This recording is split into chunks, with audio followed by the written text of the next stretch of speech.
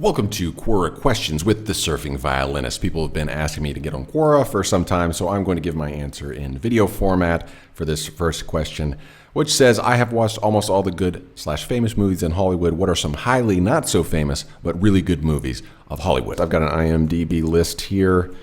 In no particular order. This is not in numerical order. And these kind of run the gamut of genre and style. Some of them, it's kind of a stretch to call them Hollywood. Some of them are low budget. Some of them are indie. Some of them might be a little bit London or Canada. But most of them feature Hollywood actors. They're just some of my random favorite films. So if you haven't seen any of these, I would recommend them. And I'll give a couple reasons why for each one. Number one is Raising Arizona, the 1987 Coen brothers film. It's quirky and odd and very Coen, but it's happy. It's just a unique film. I've never seen another movie like Raising Arizona. So you haven't seen that yet, definitely recommend it. And it has this great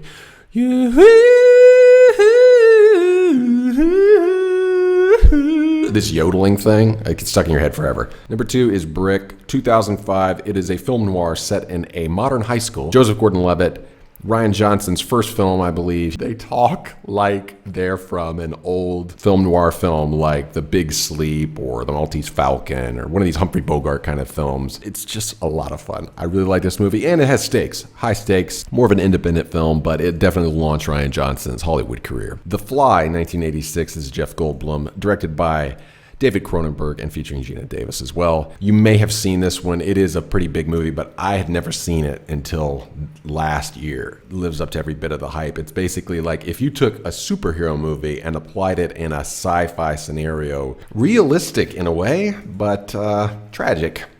And yeah, following the story where it leads, and where it leads is just devastating. This movie is devastating in all the right ways. David Cronenberg is a legend. Number four is Zodiac. David Fincher. Jake Gyllenhaal does a good job. I think he does a great job. Mark Ruffalo is fantastic. It kind of pushes back against the film noir idea that you can just figure out the mystery. And there are some unsolved mysteries that just defy categorization, and this is one of them. Up next is The Machinist with Christian Bale. So skinny you can almost see his spine through his stomach. Kind of a high concept, just weird thought experiment. Character study. It's really a character study. It's what it is.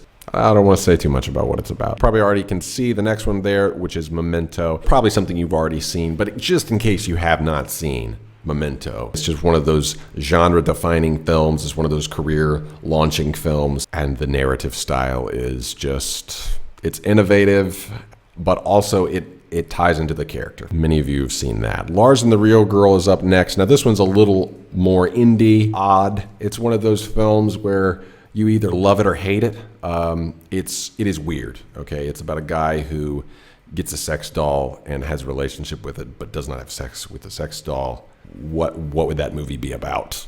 And you're like, what? It's a whimsical film. Great performances. Gosling's great, but Paul Schneider is awesome. And what is the lady from Newsroom? Oh man, my mind's drawing a blank. She has this one scene in there that I just think of it all the time. It's almost probably just one shot where she lectures Ryan Gosling's character, and it's just brilliantly written. It's just one of those things you've wanted to say with people who are difficult many times, and she says it so articulately and kindly at the same time. Beautiful movie. I like it. It's weird though, and it's not realistic necessarily. It's kind of a fairy tale or a parable or something. Next up is Moon. I saw on someone else's list they mentioned Source Code. This is Duncan Jones's other film. I like Moon better than Source Code. It's a slow sci-fi. It's a sad sci-fi, and it has such a mood to this film. The soundtrack by Clint Mansell, the trailer, you can just listen to that thing over and over. You want to talk about setting a mood. Clint Mansell. Groundhog Day. You gotta see this movie. It's one of my favorite comedies, but it goes beyond the comedy. There's also a character study, a very rich character study. It's all about growth. It's all about becoming a better person. Number 10 is Galaxy Quest. This is one of those ones. It's pretty popular. So if you haven't seen it, I do recommend this one as well, especially if you've watched any of Star Trek. We lost Alan Rickman this year, and he's in here, and he's so fun, man. Like, Tim Allen is just almost unbearable in this movie, like so full of himself. in a good way. And Alan Rickman and him, just their tension. Next up is Idiocracy, one of my favorite satires. It's a movie that's just almost like, there are times where it just feels really slipshod, I guess. It just gets better with age because it looks more and more real every minute.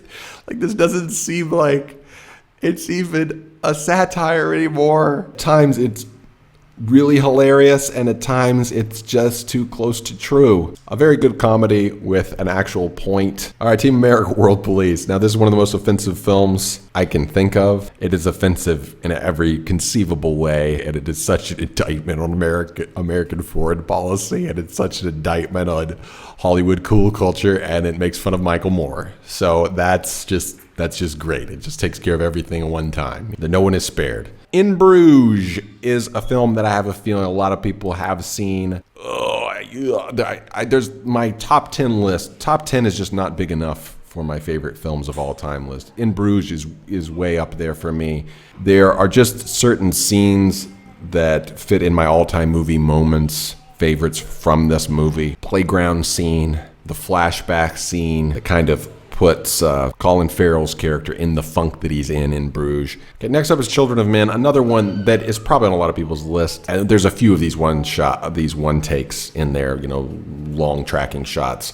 Cuarón's really good at those things. It's my favorite Cuarón film, and I like a lot of Cuarón films. This is another sci-fi with heart, another sci-fi with deep social commentary. It's hard to argue with Children of Men. All right, Hurt Locker is up next. It won the Oscar, so it's very possible you saw this, but this is probably my favorite war movie. Analyzes war in our age. It just shows how difficult it is to identify the enemy. And I think this is one of the biggest problems we have with the type of wars that we fight, especially American wars in our day and age. So there's just, again, a lot of these movie moments in this movie that really resonate with me. A suicide bomber that is being forced to do this bombing, or else his family's gonna get hit. Kids and how this war affects them. Hard-hitting film. And there's when he returns home at the end, it's often referenced, but like his trip to the supermarket is one that just sticks with me. Catherine Bigelow really hit this one out of the park. Next up is The Fall. It put Lee Pace on the map for me. I'd never seen him in anything before. He's phenomenal. The little girl in this film is phenomenal. And you want to talk about a cross-cultural film, this is it. What is so amazing about this movie is cultural context and cross-cultural communication go so wrong and get miscommunicated. So while the American is talking, when he says Indian, he's talking about Native Americans. And she's seeing an Indian. The way that she interprets the story and the way he tells the story are two different things. Very visually stunning film, and it has one of my favorite sequences in film history. The actual fall scene, what happens in that scene is just a masterclass of cinematography and editing. Check out The Fall if you haven't seen it yet. And then finally, another mainstream Hollywood, Traffic. It's my favorite Soderbergh film, and my favorite of these movies where there's a lot of different stories going on and people interacting with each other and affecting one another. I loved Crash when I first saw it, but I went back and watched it again and I was like, man, this movie is really ham-fisted.